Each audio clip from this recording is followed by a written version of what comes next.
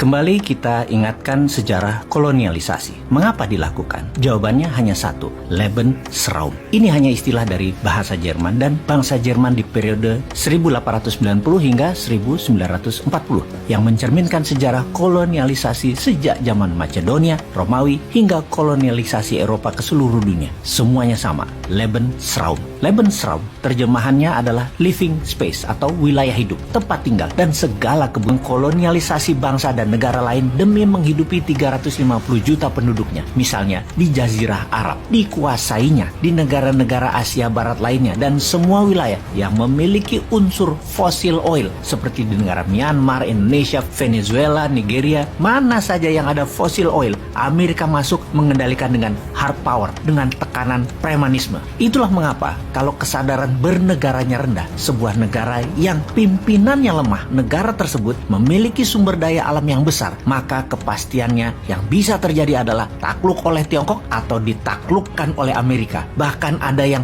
takluk kepada keduanya. Intinya pastinya sumber daya alamnya yang disikat. Miskin nantinya seperti Nauru, negara kepulauan di selatan Pasifik yang kaya akan fosfat. Dalam 40 tahun disedot Amerika sampai nol. Sekarang miskin itu negara Nauru. Pemimpin lampaunya menjual tanah air sumber daya alam Nauru dan tidak menjadikan Nauru negara produktif, memanfaatkan kekayaan tersebut menjadi modal untuk membangun industri, tapi malah menjadikan negara konsumtif, paling berdagang aja. Kembali ke sejarah dunia, di mana perang adalah tindakan perampokan kekayaan suatu negara. Irak menyerbu Kuwait ketika perang Teluk, itu mengambil kekayaan Kuwait, di bank Kuwait, emas Kuwait, semua disikat.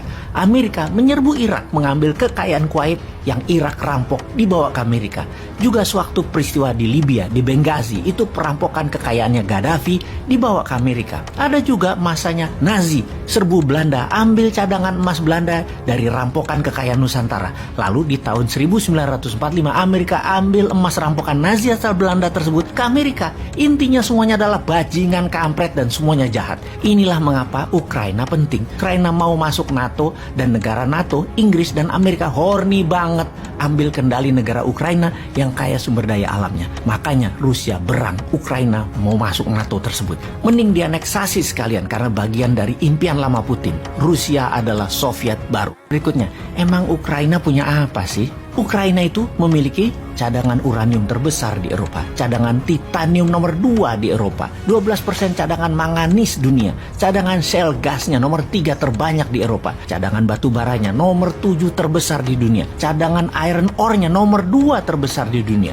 Ditambah lagi, Ukraina adalah negara agrikultur yang besar. Secara lahan, Ukraina terbesar di Eropa. Ranking dalam memproduksi pangan agrikultur masuk top 5 dunia sebagai penghasil sunflower nomor 1 dunia, barley nomor 2 di dunia, kentang nomor 4 di dunia, lebah madu nomor 5 di dunia, telur ayam nomor 9 di dunia, gandum produksi nomor 8 dunia, dan lain sebagainya. Secara kalkulasi, hasil agrikultur Ukraina dapat memproduksi makanan untuk memenuhi kebutuhan 600 juta manusia.